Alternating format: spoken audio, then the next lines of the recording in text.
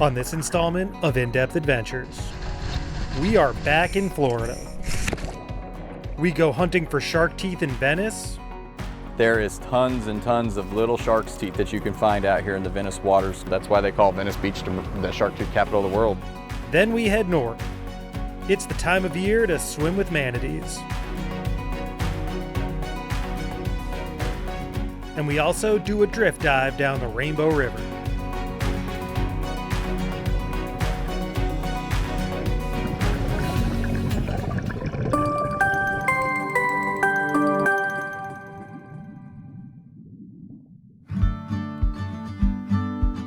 I met up with Morgan in Florida, and we did a quick dive at the Blue Heron Bridge. Visibility wasn't good, but we did see a few eagle rays, and this pretty big southern stingray.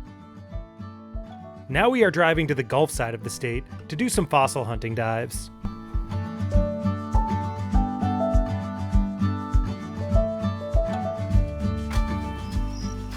Our day is starting early. All right, it is 6 o'clock in the morning and we are packing up to go out on the water. All right, like I said, it's early. It's like 6:30 right now. It's a little chilly. It's like 50 degrees out. We're in Venice, Florida, and we are here fossil hunting today with fossil junkies. We're searching for shark teeth. We're searching for megalodon teeth. Hopefully we find some stuff. We got to get out of here before it gets too busy. So let's go get our stuff on the boat.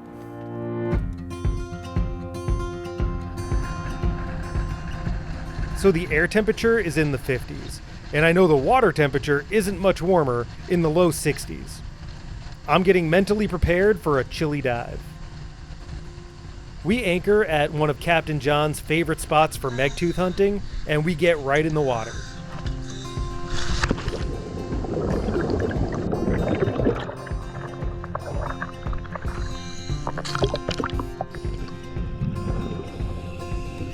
Visibility right now is typical for this area, about 4 to 6 feet. Once we find the bottom, it's just a matter of searching through the gravel for anything that looks like a shark tooth.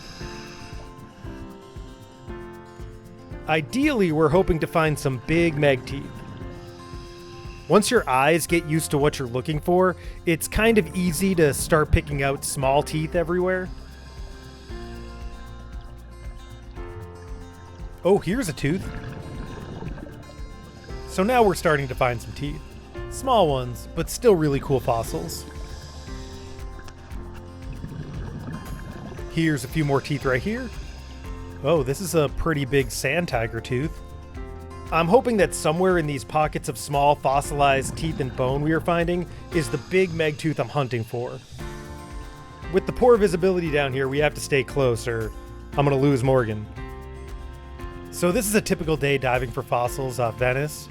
It's a 3-tank dive, you check out 3 dive sites, and you're just combing the ocean floor for teeth and bone. You just kind of stay aware of where the anchor and boat are, and don't stray too far while hunting. Oh, and look at this here, a really small meg tooth. So I did find a small juvenile meg tooth, but not the monster I was looking for.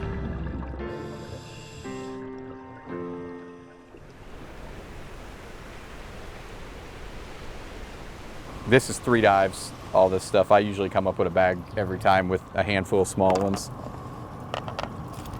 It's all about, like I said, just getting your eye trained to it. Once you get that eye trained, it comes pretty easy. Ear bone, tortoise shell, some broken megs and stuff. All right. Wait, did you find this one yesterday? No, that was the one on my display bag. Yeah, you said go ahead and...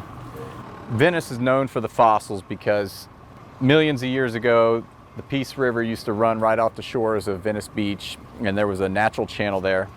What happened was the adult megalodon sharks would come in, drop their babies, and shoot back up out to the Atlantic. It was a nursery ground. They fed on whales, dugongs, all kinds of marine life that also came here to have their babies, and just they flourished in the tropical weather. So you get a big abundance of megalodon shark teeth, all different sizes. The more common stuff is going to be the juvenile megalodon teeth. These are very common to find down here. And you do find some bigger ones. I mean, like, I found a lot of, like what are these? Yeah, so all these bull sharks, these are all, even though they still exist today, this is a sand tiger shark tooth. even though they still exist today, the same thing. Millions of years ago, they were flourishing in these waters too, and they lost their teeth because they ate a lot of food and their teeth are made to shed. I think they say they lose like 10,000 teeth a lifetime. It was a big feeding ground for sharks, and there's just in general, there is tons and tons of little shark's teeth that you can find out here in the Venice waters. But the most popular place, I think, in the whole entire world, that's why they call Venice Beach the shark tooth capital of the world, is you could walk the shores, you could go diving in the ocean, you could hit the rivers and creeks, you're gonna find shark's teeth. It's just something about this area was flourishing with sharks. Can you just look in my bag and tell me what I found? So you got a fossilized oyster. This is actually back from the megalodon time frame too. You know, that's probably 2.5 million years old. That was living in the ocean when the megalodon was living in the ocean. You've got some fossilized horse teeth from the last ice age. Again, these get mixed in the fossil strata just because at one time Florida extended out 200 miles and the horses and mammoths and all that stuff was living out there. You got a very nice sand tiger shark tooth. I think you have a whale tooth in there. Good section of whale tooth, probably sperm whale. This was a predator, and at the same time megalodon was a predator that fed on these. And then you did get a little megalodon tooth. This is from a juvenile shark, probably one of the smaller ones, maybe in the 20-foot range, but that's a little megalodon shark tooth, and an assortment of bulls and tigers and lemons and duskies and sand tigers. Another big lemon, and that's an impressive lemon. That's as big as they get. That's a giant lemon shark. All these ones that you found here those are giant lemon sharks. So this is my haul from the day, a bunch of small stuff, a mix of bull, tiger, and lemon teeth. Let's see what Morgan found. What'd you find, Morgan? What do we got in there? You got a meg tooth? A whale rib. I found that. That doesn't count. That was one. Is that actually a piece of a meg tooth? Yes. That one. And then he said this one was too.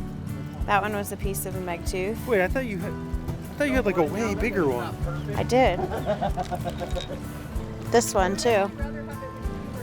That was the one you were thinking of. Yeah. That's pretty. Oop, shadows. Focus. Piece of one, missing the top half. Still pretty cool. Yeah. Okay, so that was a really fun day. That was a fun dive. Captain John was awesome. Fossil Junkies was the name of the boat. Definitely recommend them. You know, we had a great day. I did find one small megalodon tooth, so that's cool. At least I got one tooth to go home with.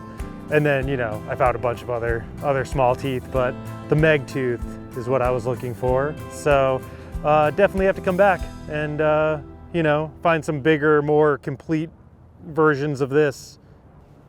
Okay, so now we are headed north to Crystal River because we're going to swim with some manatees and do a unique dive they offer there.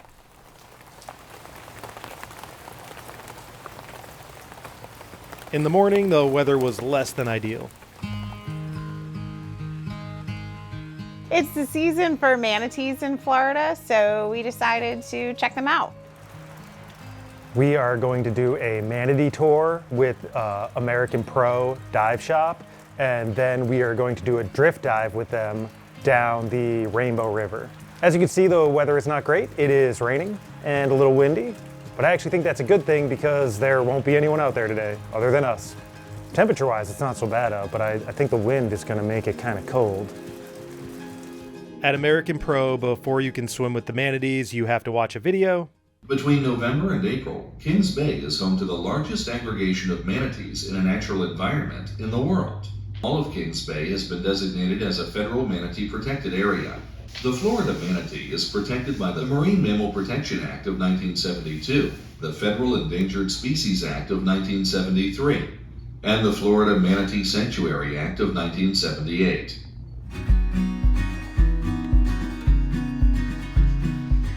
After the video, we headed out on the boat. Here at In-Depth Adventures, we aren't above using pool noodles to help us float and avoid stirring up the bottom of the river. This is just a shallow swim. The manatees have protected areas they can hang out where we can't go, This river is essentially a manatee highway, and because they don't have any natural predators, they're pretty unfazed by us being here.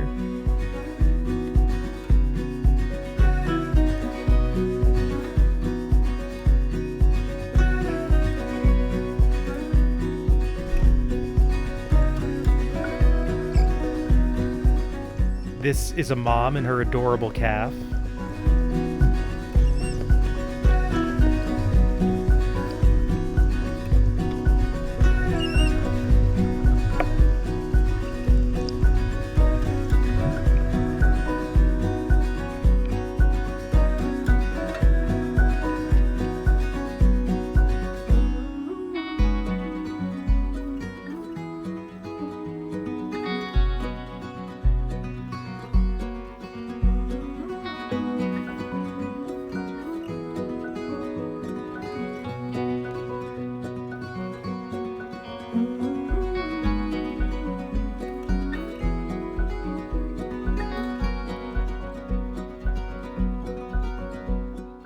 I thought this was definitely worth checking out if you're here this time of year.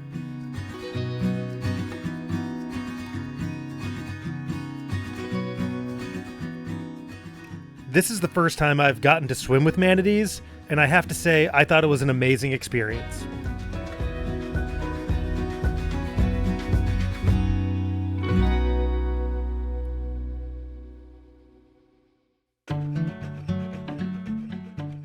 Now we are headed to Rainbow River to do a drift dive.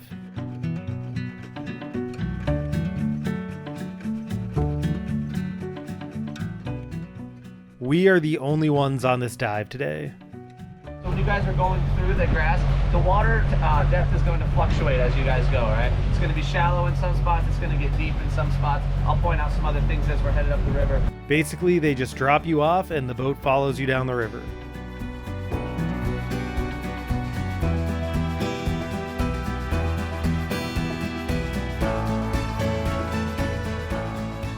I actually thought this dive was awesome. It's fresh water and it's being fed by springs everywhere. You can feel the water get really warm where the springs are.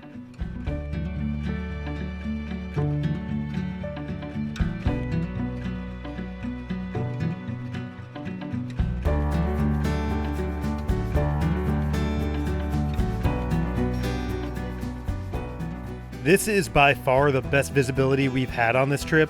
The water is crystal clear. There's a bunch of eelgrass down here, and the current just slowly pushes us down these sandy bottom channels.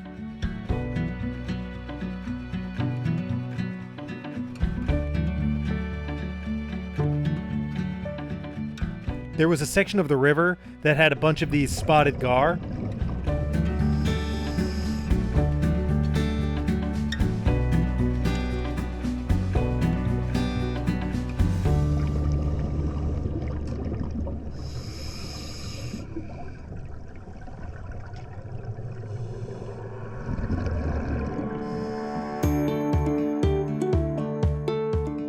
I looked over at one point and saw this bird swimming near me. Our guide later told me it was a female anhinga. Towards the end of the dive, there was a pretty big cavern. It's actually a spring flowing into the river. We wanted to go inside to check it out. It was really only big enough for one of us to go in at a time, and I could feel the temperature difference and the water pushing against me as I squeezed my way in. Really not much to see in here, but pretty cool.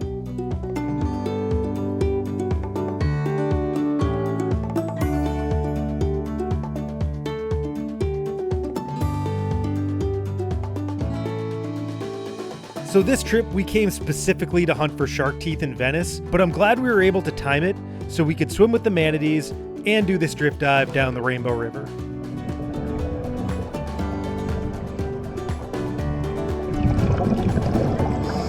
Thanks for watching.